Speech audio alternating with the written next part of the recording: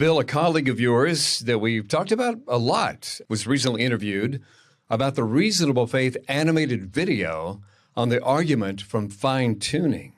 And he basically agrees with you, but offers some nuances. Thought it was funny. I saw on Facebook, Bill, a lot of people were talking about this interview, and they all said Luke Barnes basically agrees with Dr. Craig, bottom line, but he is offering a few nuances. Yes. Talk a little bit about Luke Barnes before we go to this first clip. I first met Luke Barnes when I was in Australia on that debate tour with Lawrence Krauss, which took us to Sydney and Brisbane and Adelaide and Melbourne. And while I was in Sydney speaking at the university there, this young man approached me and introduced himself, said, "I'm Luke Barnes. I am an astrophysicist here at the University of Sydney, and I'm interested in your work and interested in some of these same questions." And we became friends and began to then correspond and collaborate over the years. And he's been a great help to me in my work on the fine-tuning argument in particular. In the Zangmeister animated video on the fine-tuning of the universe, Luke served as one of our scientific advisors for that video. It was he who checked the accuracy of all of the examples of fine-tuning that we give in the video. And so we owe him a real debt for his fine work. This video is from Jordan Hampton and his channel called The Analytic Christian. I want to give Jordan a shout out. In fact, he's been doing a series, Bill, on you, bringing in people to interact with your work. 4 or 5 he's done. We'll look at a couple in the next few weeks or so, including the one today.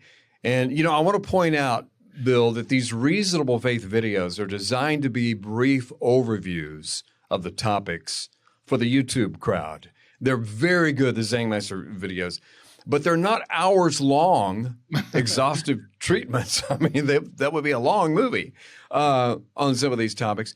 Luke Barnes acknowledges that in this interview. He said, look, this is a 5-minute video, but let's go to the first clip as they begin interacting with that reasonable faith video. Here it is.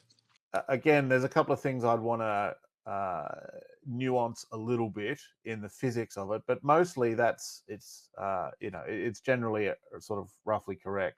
So there are actually about 30 constants of nature in the best theories we have. There's a core of about 10, and it's kind of the 10 that they showed there on screen actually, rather than all of them. And even within those 10, there are varying degrees of how much you can change it and still have a life-permitting universe.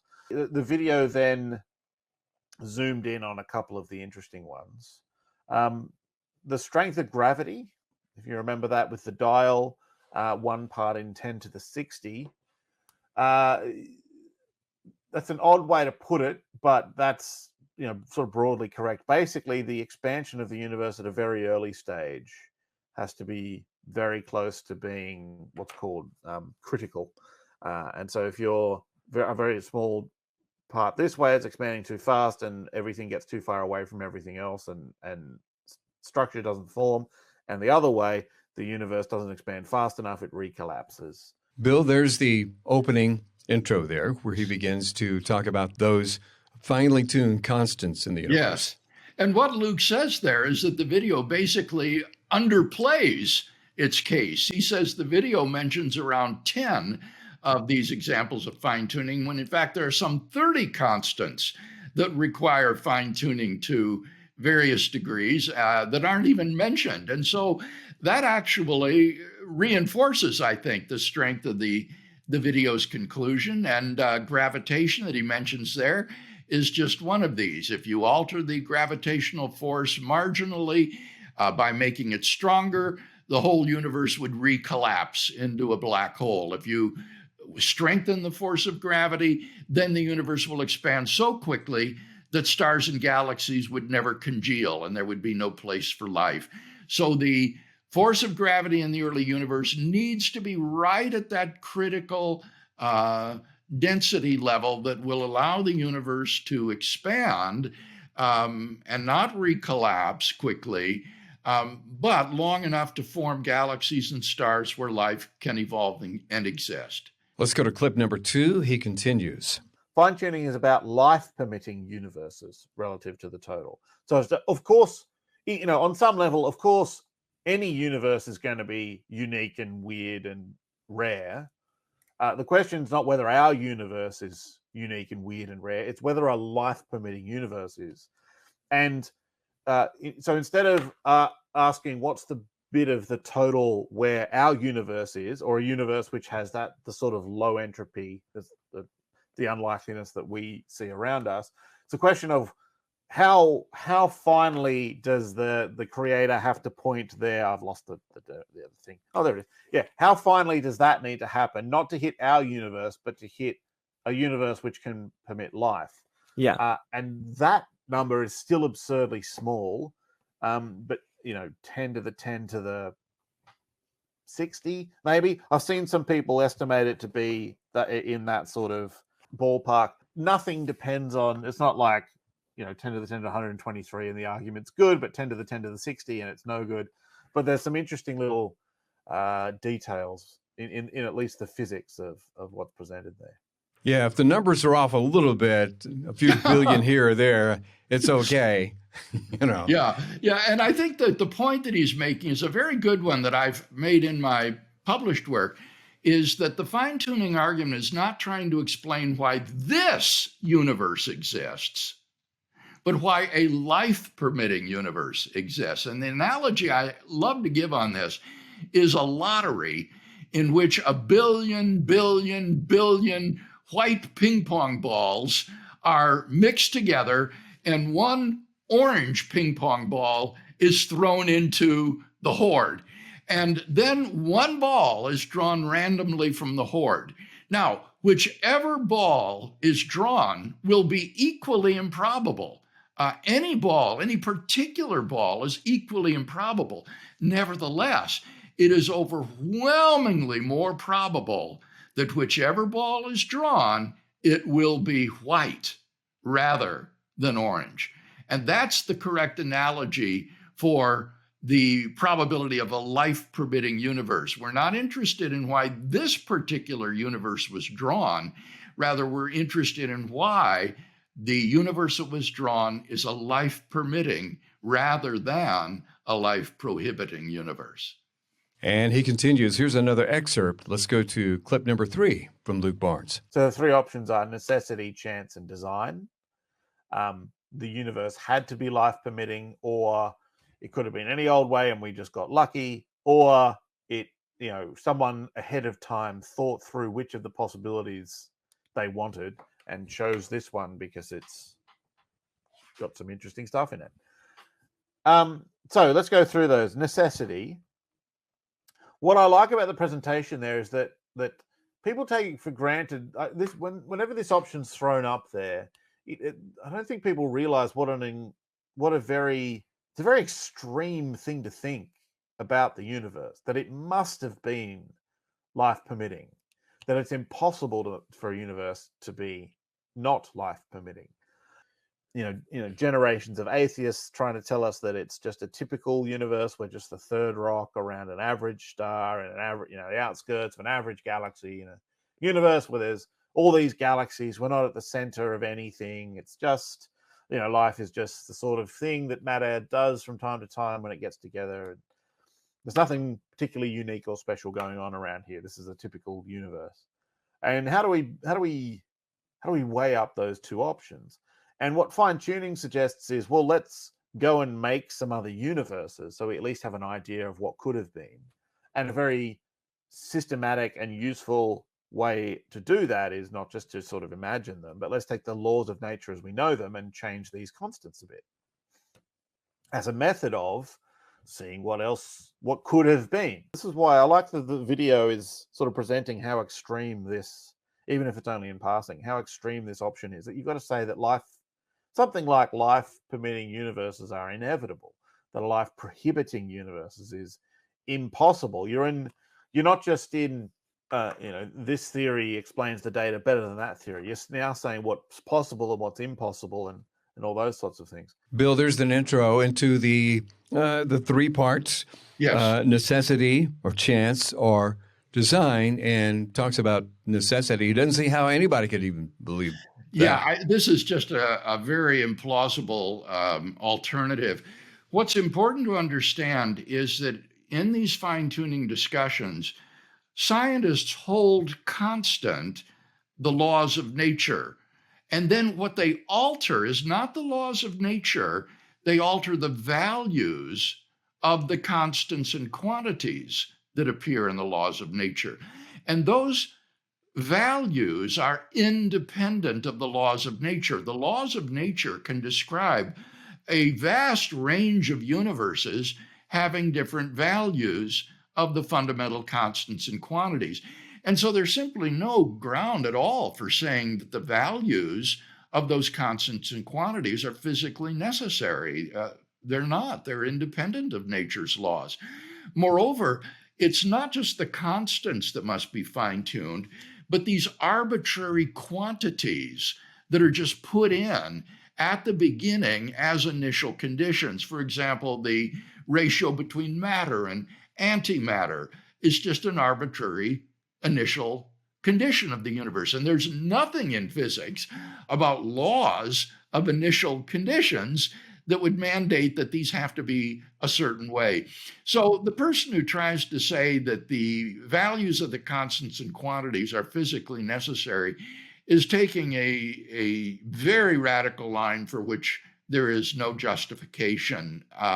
And so I think that's why this first possibility is not really taken seriously in cosmological discussions today. It's really the second alternative, the alternative of chance, where the debate lies. We're going to talk about that here in just a moment, as Luke Barnes does. In this next clip, he mentions the atheist philosopher Graham Oppy.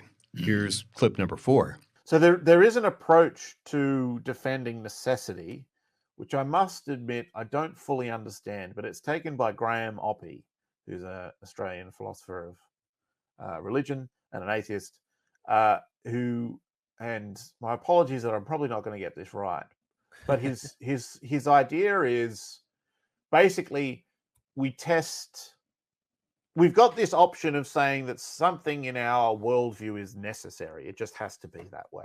And that's a postulate we can make. And how do we know whether we're right or wrong about that postulate? Well, we just test it according to what's the best explanation of the world around us.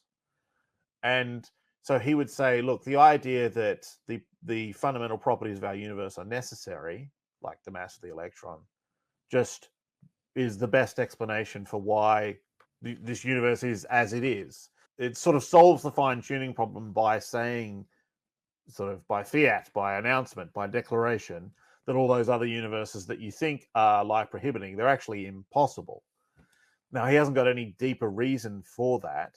As a physicist, what I'd hope for, if you have some reason why the electron mass has to be what it is, what that means is you could sit down with pen and paper and mathematically derive what it is and tell us what it is in terms of some sort of equation. He hasn't got anything like that. He's just got this declaration, but this is the best way to explain the universe. I don't know what it is about these Australian guys, Bill. They sure are smart. Luke Yeah. Barnes, Graham Oppy. Graham Oppy is a compatriot of Luke Barnes, but notice that I said that cosmologists don't think that these values of the constants and quantities are physically necessary. But Graham Oppy, a philosopher, simply asserts that maybe they're metaphysically necessary, that the initial conditions of the universe are just metaphysically necessary and couldn't have been different. Now, as Barnes says, he has no justification for such an assertion. It's just a bare assertion without justification. And it seems to me to be enormously implausible. I think we have a very strong intuition of the contingency of the universe, that the universe didn't have to have these initial conditions. Scientists play with toy models of the universe all the time in which they vary the initial conditions or the laws of nature, as well as the fundamental constants and quantities. It just seems very intuitive that the universe is metaphysically contingent. But I think the real coup de grace for this argument is that the universe had a beginning. If the universe began to exist, then it cannot be metaphysically necessary, because a metaphysically necessary being must be an eternal being. It's impossible for it not to exist. And therefore, the very beginning of the universe, I think, shows that the universe is radically contingent. The only way I could think of for Oppie to avoid this problem would be to adopt what's called a tenseless theory of time, according to which temporal becoming is an illusion of human beings.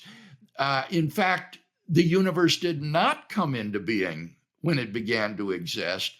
The whole four-dimensional space-time continuum just exists tenselessly and metaphysically necessary.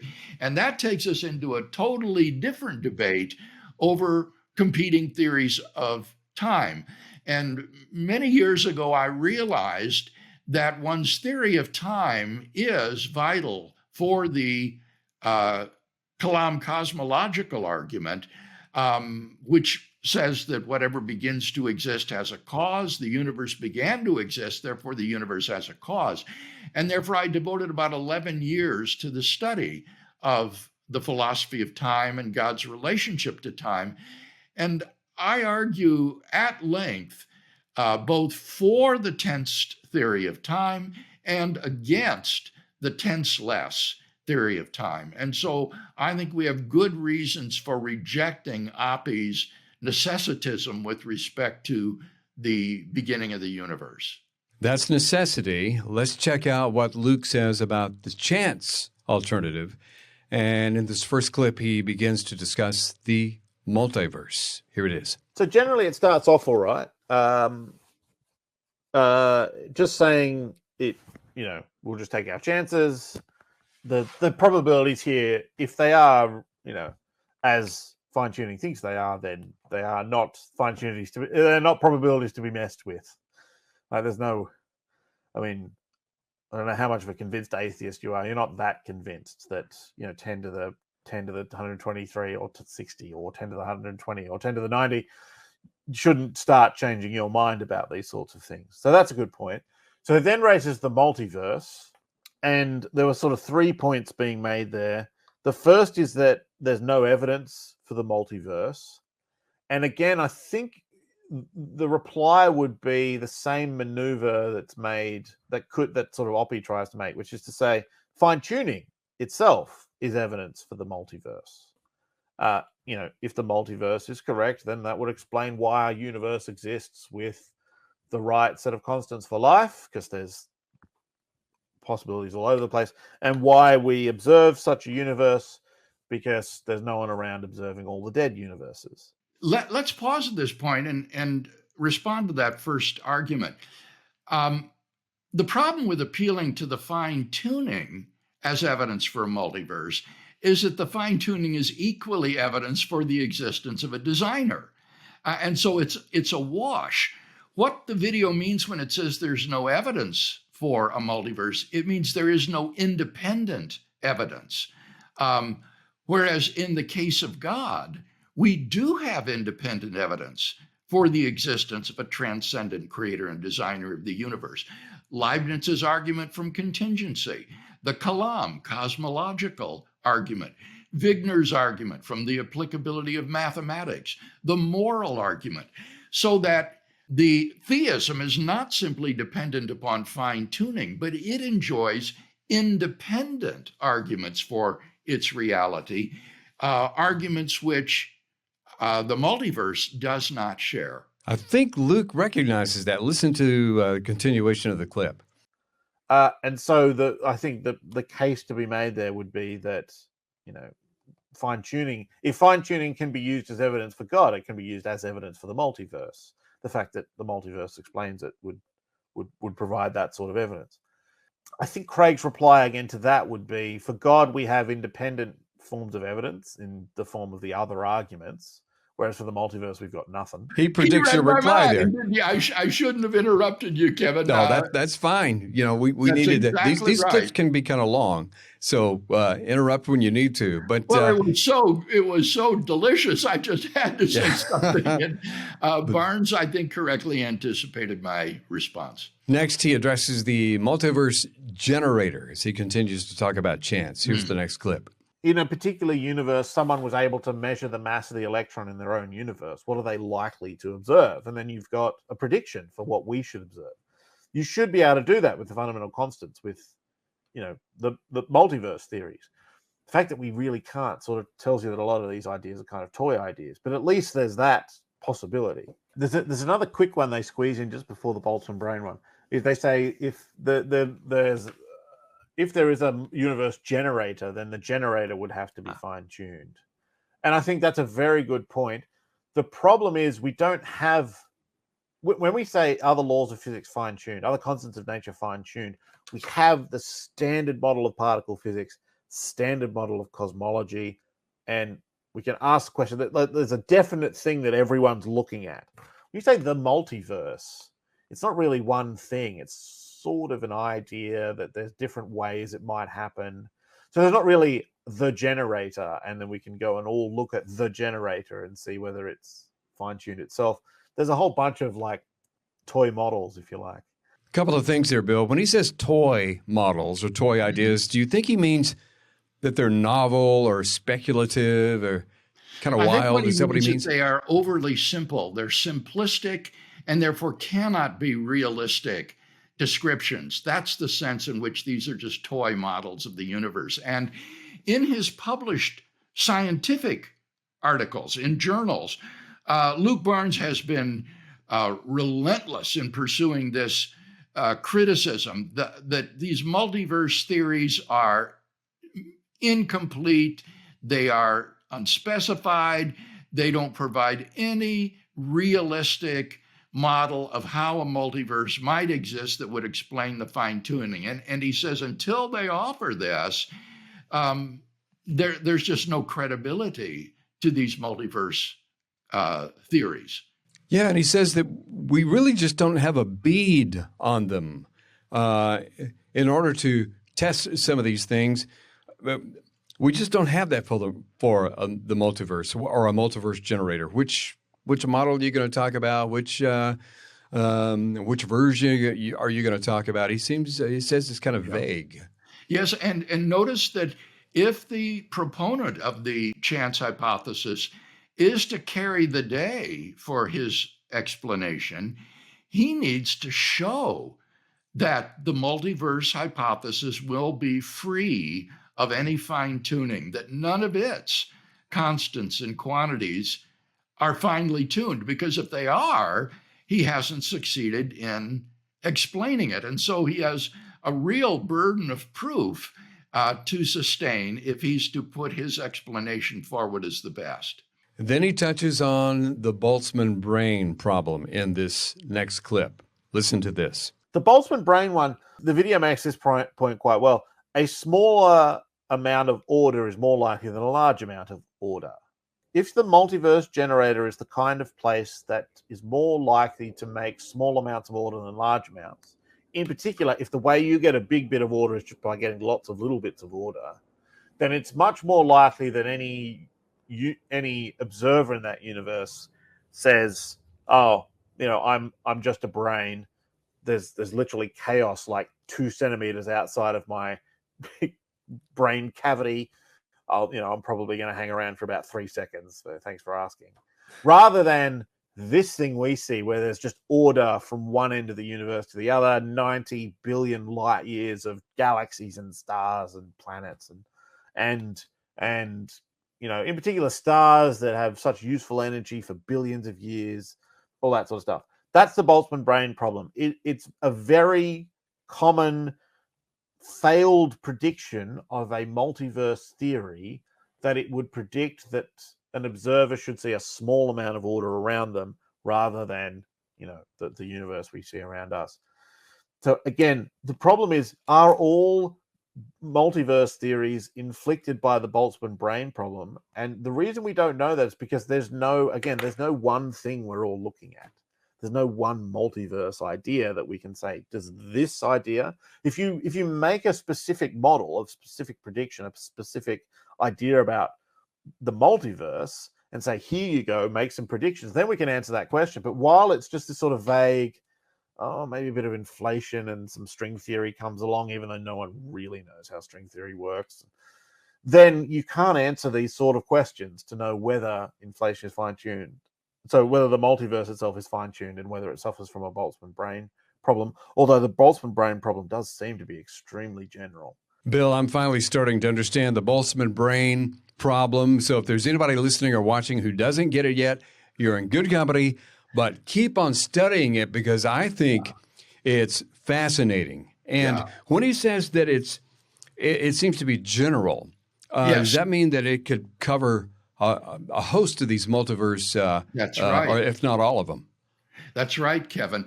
And so this, I think, is a potentially fatal objection to using multiverse hypotheses to explain away the fine-tuning of the universe.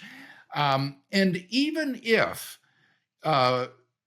you cannot show that most of the observable universes in the multiverse would be Boltzmann brain worlds, and that therefore I am a Boltzmann brain, you can put the conclusion negatively. Namely, the multiverse proponent cannot prove that we are not Boltzmann brains with mere illusions of the world around us. He cannot prove that we are ordinary observers who are sensing an external world. In other words, the Boltzmann brain problem leads to a radical skepticism, which would leave us without any knowledge of the external world. And so whether you state the problem positively, that it implies that we are Boltzmann brains, or you just state it negatively, that it does not show that we are not Boltzmann brains, either way, this is a deadly objection to the multiverse hypothesis as an explanation of fine-tuning. Yeah.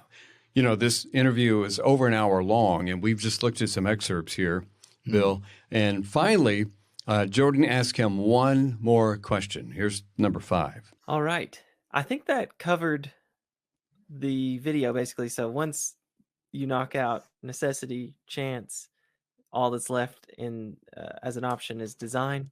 What do you think about that move? Are those the only 3 options, or should there be more? Or I think that's about right. So there you go. He says, that's right. We'll take that. Bill, for your summary. anybody who knows the scientific literature on fine-tuning, you will recognize that there are 3 live options to explain it: physical necessity, chance, or design. And I think the evidence weighs heavily against both physical necessity and chance, which means that design is the best explanation, unless it can be shown to be just as implausible as the other 2. And then here, the defender of design would need to defend that against potential objections to the design hypothesis.